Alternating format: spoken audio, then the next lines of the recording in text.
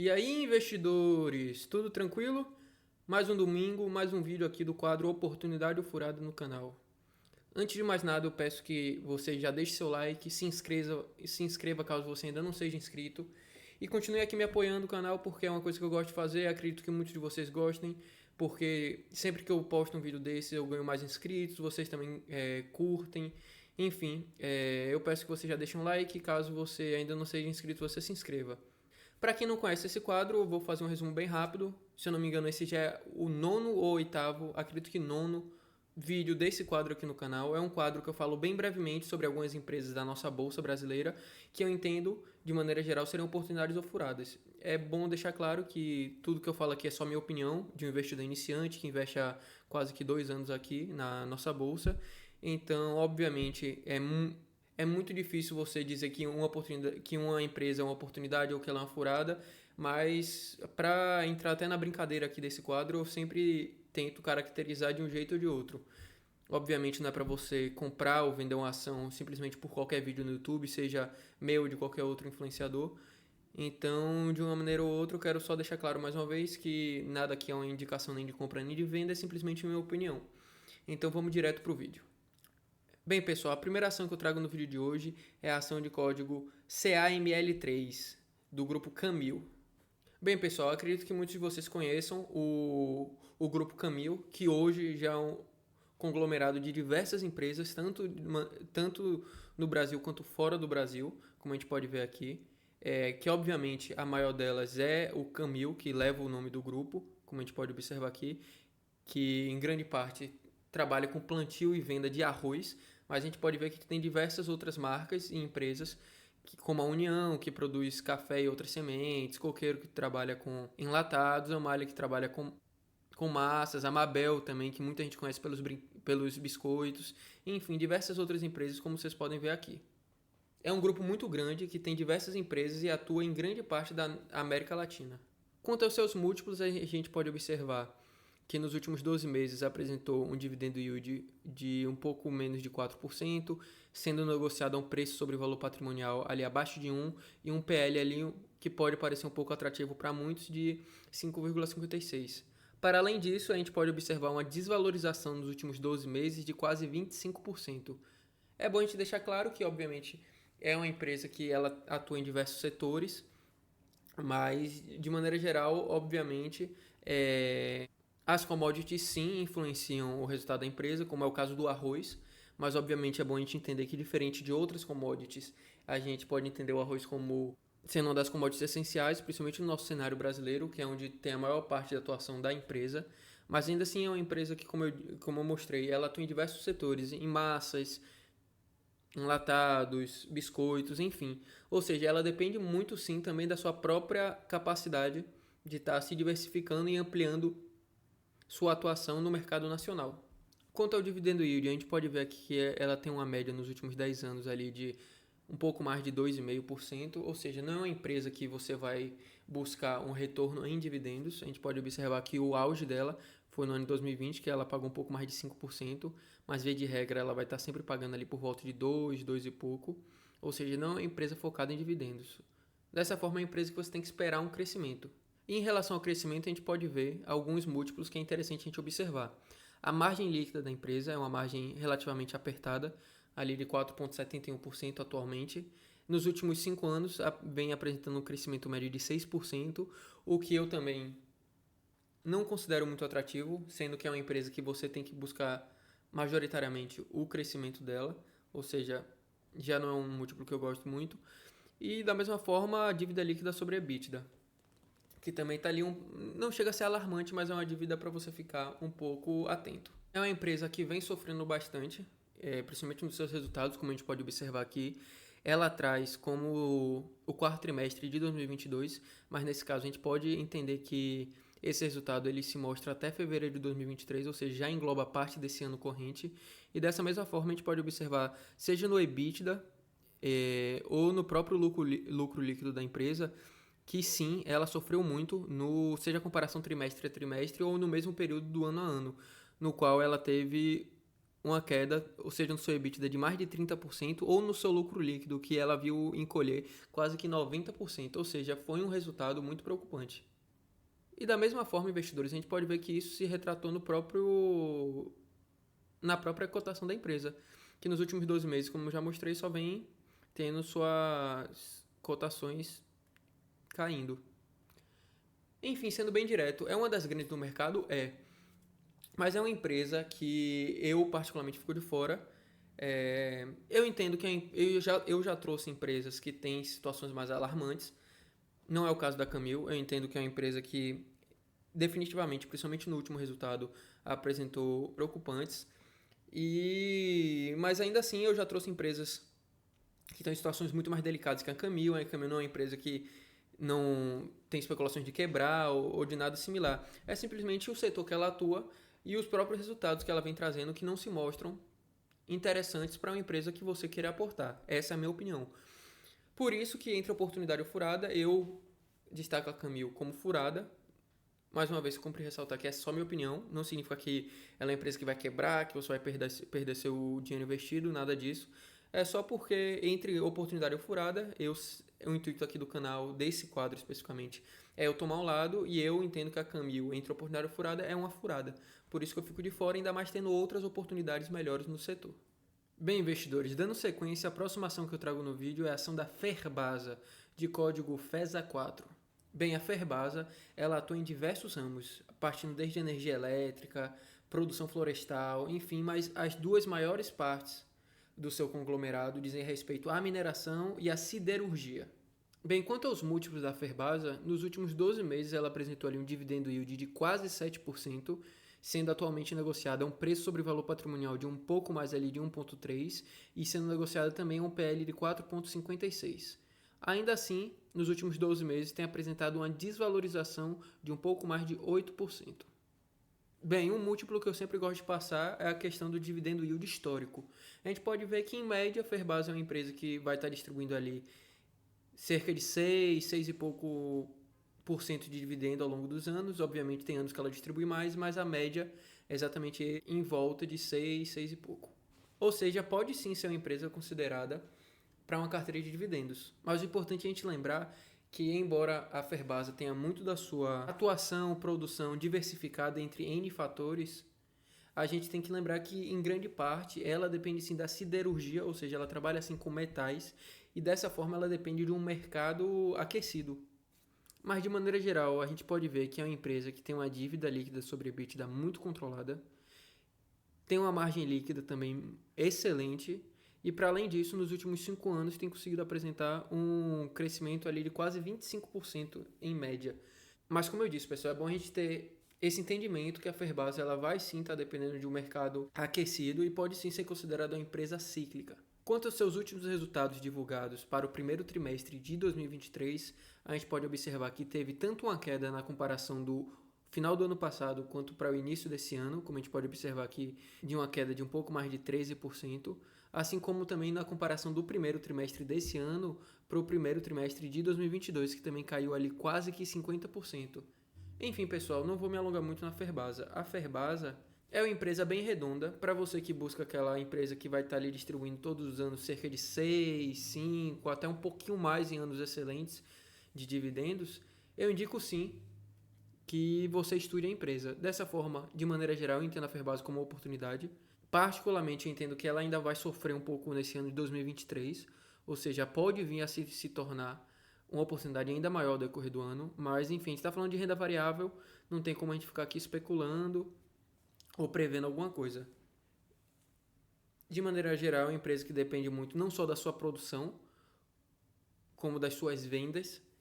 E, enfim, é uma empresa que, entre oportunidade e furada, eu entendo assim como uma oportunidade, embora, particularmente, eu ainda não tenha carteira e ainda esteja considerando botar a empresa mais para frente. Principalmente porque esse ano de 2023 deve afetar ainda bastante o resultado da empresa em comparação ao ano de 2022. Bem, investidores, a ação que eu trago logo em seguida é a ação da IRB, de código IRBR3. Uma empresa que eu já falei aqui no canal, mas que vale a pena eu trazer novamente. Primeiro porque eu nunca falei nesse quadro e também é uma empresa que já teve uma pequena mudança nos problemas que ela divulgou no ano passado para o último resultado desse primeiro trimestre de 2023. Bem, investidores, a IRB, acredito que muitos de vocês, se não todos, já conhecem ou podem até ter até hoje a ação em carteira. A IRB atua no setor de seguros, mais especificamente de resseguros, ou seja, ela é a seguradora das seguradoras. Bem, a IRB, de maneira geral e bem direta aqui, ela sofreu com alguns problemas de administrações conturbadas e obscuras e já foi objeto de diversas reportagens, de diversas notícias em volta da empresa, principalmente no ano de 2022. Mas é uma empresa que vem tentando se reestruturar, os responsáveis já estão respondendo e sendo investigados e, sobretudo, já foram retirados da empresa. Hoje a empresa tem outro conselho de administração e tem tentado, sim, se reestruturar. Infelizmente, é uma questão muito delicada, porque o rombo deixado por essas pessoas até hoje afeta a IRB, que já foi uma das melhores empresas da Bolsa em anos anteriores. Pelo menos era o que apresentava em resultados que não eram verdadeiros. Mas, enfim, rapidamente a gente pode ver aqui alguns dos múltiplos da IRB. Nos últimos 12 meses não conseguiu distribuir dividendos, mas cumpre aqui observar que, teoricamente, as pessoas que investem na empresa, não focando em especulação, mas sim focando para o longo prazo, entendem que é uma empresa que pode sim voltar a pagar dividendos, até pelo setor que ela atua, que é o setor de seguros, mas atualmente não tem conseguido e, sinceramente, não é a perspectiva em um curto ou médio prazo que ela consiga dar esse retorno em dividendos. Em relação ao seu preço sobre valor patrimonial, também vem sendo negociado ali abaixo do seu valor de 1, ou seja, a priori pode aparentar um desconto, mas já vamos tratar sobre isso. Um PL negativo, e já vou trazer os resultados. E é uma empresa que também já fez um grupamento de ações, porque teve cotações ali estava sendo negociadas, se não me engano, abaixo de R$1, abaixo de R$5, enfim, fez um grupamento. Ainda assim vem apresentando uma desvalorização de mais de 50%. Mas é importante a gente observar aqui que já nesse ano de 2023 a empresa apresentou uma subida interessante. E a gente vai entender o porquê. Antes disso, é importante a gente abordar alguns pontos aqui da empresa que tem margem líquida negativa, mas é bom a gente entender por quê. A questão das empresas de seguro, em grande parte, é que elas vão estar procurando fazer seguros, em grande parte seguros que não vão ser exercidos, ou seja, seguros que vão ser estáveis e que não vão apresentar grandes riscos para a empresa. Mas o que acontece especificamente com a IRB? A gestão anterior, ela acabou assumindo diversos contratos de seguros muito arriscados, que não foram negociados pelo preço devido, e até por isso, grande parte desses seguros acabaram sendo exercidos, ou seja, a empresa precisou desprender grande parte da sua verba para arcar com esses seguros. Dessa forma, vem apresentando a margem líquida negativa, da mesma forma o ROI também negativo. Dívida líquida, a gente pode ver aqui que a dívida dela também não existe, até por ser uma resseguradora, ela não pode ter dívida, e dessa mesma forma é bom a gente lembrar que ano passado a empresa fez um follow-on para exatamente atuar com um caixa para dar essa segurança nos contratos que ela já havia firmado. Não porque ela tinha uma boa intenção com isso, mas principalmente por causa da regulação do setor, que obriga que a empresa tenha em caixa dinheiro suficiente para arcar com o percentual devido dos seguros que ela havia contratado. Enfim, a gente pode trazer aqui que a IRB, nesse primeiro trimestre de 2023, ela apresentou um lucro líquido ali de quase 9 milhões de reais, o que representa uma queda de quase que 90% na comparação com o igual período de 2022.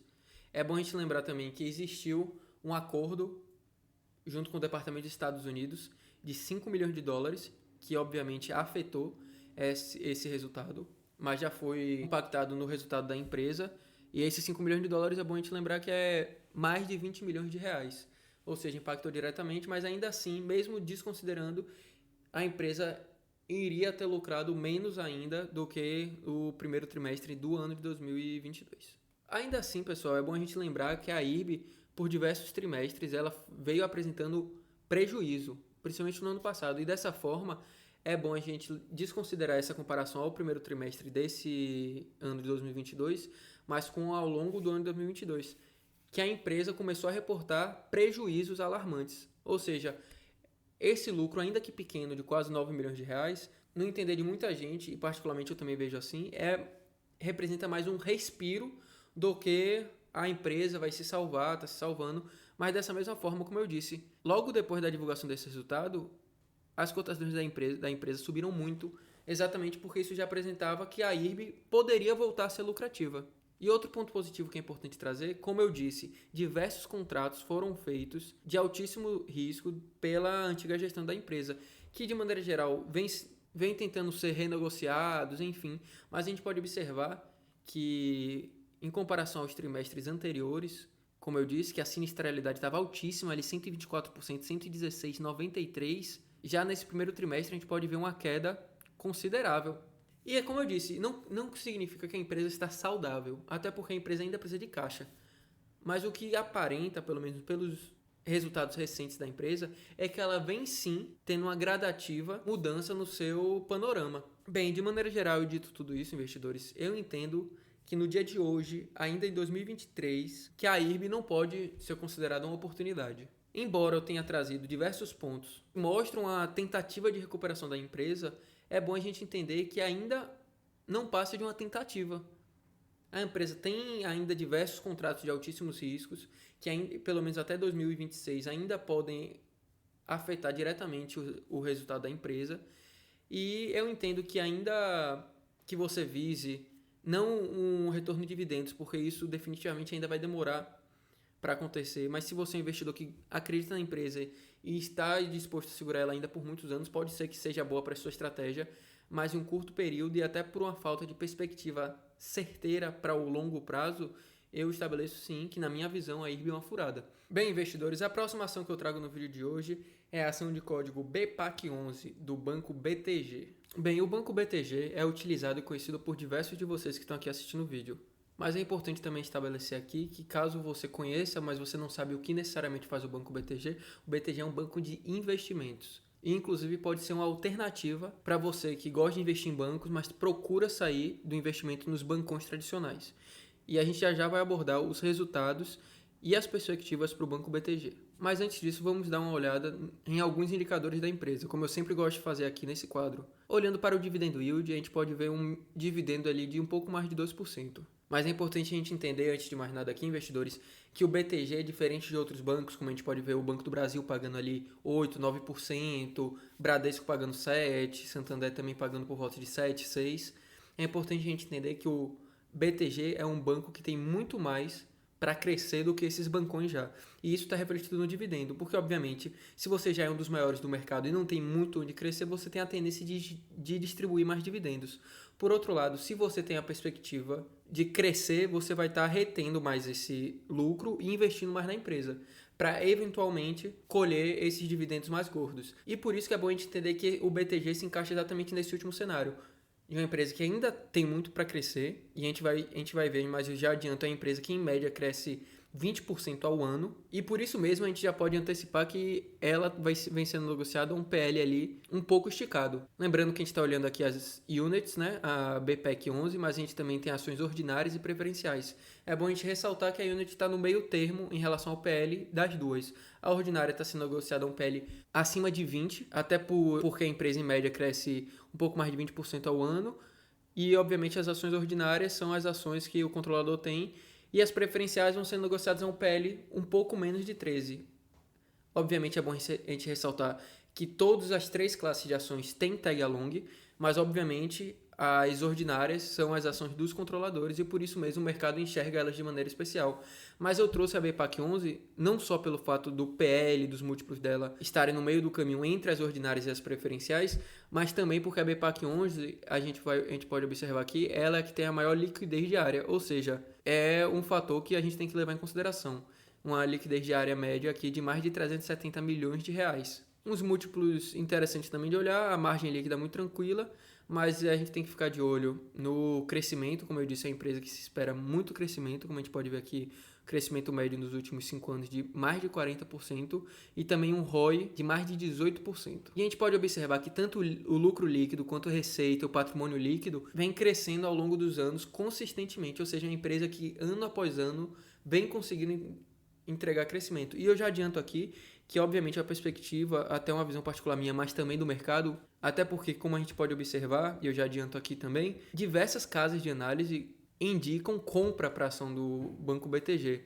Até porque a perspectiva da Bolsa Brasileira é que se tenham mais e mais pessoas investindo.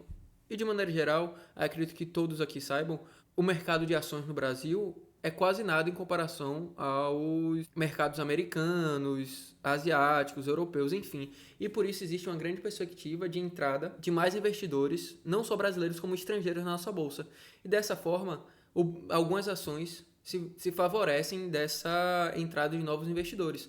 Dentre elas, sim, o Banco BTG, que é o maior banco de investimento no país. E agora, antes de entrar, na minha opinião, sobre o BTG, se ela é uma oportunidade ou uma furada, é bom, como eu disse, fazer uma comparação entre o BTG e outros bancões na nossa bolsa. De imediato, a gente pode observar que ela é sim negociada ao PL mais esticado, até por existir essa perspectiva de grande crescimento da empresa, e que também se reflete no crescimento dos lucros, como a gente pode observar aqui. Nos últimos 5 anos, ela tem a média de crescimento maior do que qualquer outro banco.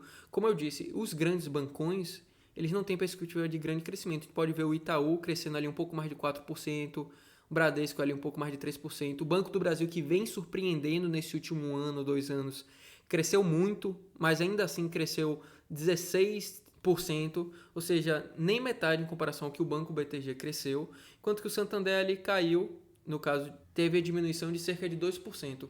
Para além disso, é um banco que a gente pode observar que tem um ROI que fica só atrás do Banco do Brasil, mas muito similar ali, cerca de 18% em comparação aos 19% do Banco do Brasil, mas também dando aula, inclusive no Banco Itaú, que tem um ROI ali também incrível de mais de 17%. E por fim, a gente pode observar aqui que nos últimos 5 anos, obviamente, o BTG deu uma rentabilidade muito maior do que os outros bancões, como a gente pode ver aqui até pelo gráfico, crescendo mais de 700% em comparação a outros que não chegaram a crescer nem em 50%. Enfim, investidores, eu vou ser mais uma vez aqui direto, não vou enrolar. Banco BTG, para um curto, médio prazo, é uma empresa que não vai distribuir grandes dividendos, até porque existe sim uma perspectiva de crescimento da empresa e que ela tem conseguido sim acompanhar essa expectativa, mas é uma empresa que é para você ser paciente com ela, a verdade é essa. É uma empresa que ano após ano tem conseguido crescer e melhorar seus resultados, mas que também não tem a perspectiva de explodir, até porque muito dessa perspectiva de crescimento dela já está embutido no seu próprio PL, como eu disse, que é o preço sobre lucro, ou seja, em quanto tempo você teria esse retorno do valor investido. Como eu disse, ela está crescendo média de 20% ao ano, 20 e pouquinho, e as ações ordinárias estão sendo negociadas a um PL exatamente de 20, 20 e pouco. Enfim, para não ficar em cima do muro, é uma empresa que eu não tenho carteira, mas eu fico de olho, até pelas perspectivas e expectativas do mercado com ela, mas não tem como eu caracterizar o banco BTG como uma furada, por isso que eu entendo sim que ela é uma oportunidade. Por fim, investidores, eu trago a ação da Sabesp, de código SBSP3. Bem, investidores, a Sabesp, ela atua no ramo de saneamento básico, especificamente no estado de São Paulo. Nos debruçando aqui sobre alguns múltiplos, a gente pode observar que a Sabesp, ela nos últimos 12 meses entregou um dividendo yield ali de um pouco mais de 2%, sendo atualmente negociada a um P sobre VP de 1,32 e um PL de 12,83. E tem apresentado nos últimos 12 meses uma valorização de um pouco mais de 23%. Quanto a outros múltiplos da empresa, a gente pode olhar aqui uma margem líquida também muito tranquila, uma dívida líquida sobre EBITDA de 2,13, que também não é desesperador, é tranquila para falar a verdade, até porque devido ao marco do saneamento, essas empresas do setor de saneamento vão ter até o ano de 2030, se não me engano, 2026, esse período de altos investimentos.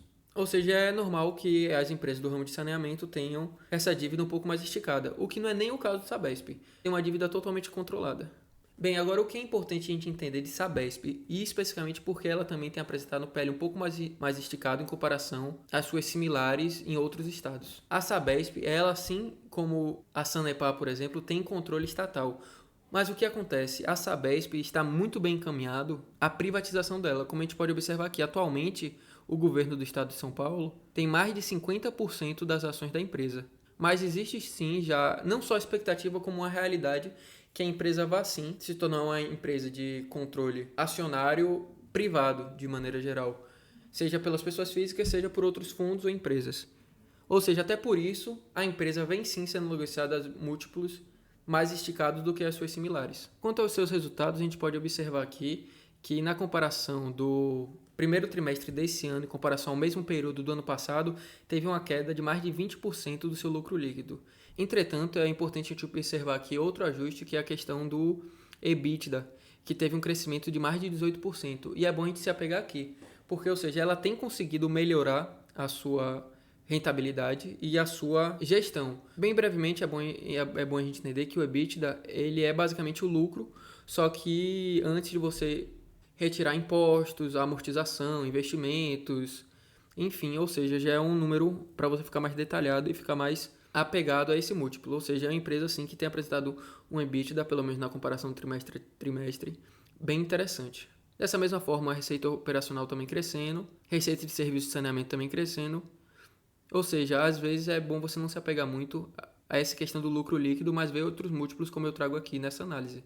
Bem, na comparação com a Copasa e com a Sanepar, que são as outras duas maiores do país, a gente pode ver que em relação a múltiplos, a Sanepar tem apresentado um desconto muito maior em relação à Copasa e à Sabesp. Mas é importante entender que a Sabesp já tem a sua privatização muito bem encaminhada e a Copasa também vem apresentando uma perspectiva de privatização interessante. Já a Sanepar não existe uma possibilidade em um curto período de tempo da sua privatização. Até por isso, a gente pode observar que em diversos múltiplos ela vem sendo negociada de maneira bem descontada, como o PL aqui de 5,42, um P sobre VP de 0,70. E ainda assim é uma empresa que tem a melhor margem, é uma empresa que tem o melhor retorno em dividendo. Enfim, teoricamente, em um primeiro olhar, a Sanepar é a que está mais barata. E efetivamente está, tanto que das três é a única que eu tenho em carteira. Mas é importante entender que existe sim essa perspectiva de uma melhor gestão, ou seja, melhores resultados, vindo de uma gestão fora do governo, que, como todo mundo sabe, as gestões governamentais tendem a tomar suas decisões muito voltadas a interesses políticos.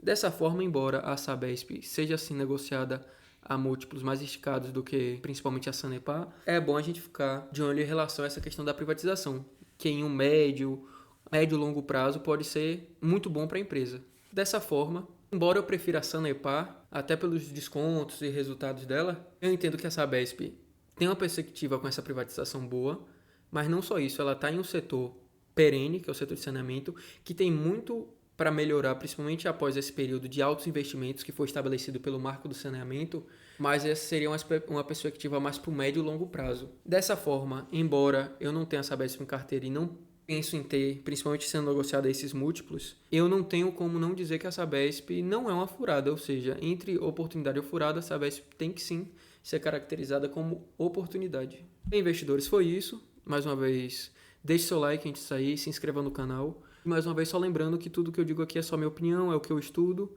e é o que eu penso de cada uma das empresas. Mas, obviamente, mais uma vez, nada é uma indicação nem de compra nem de venda.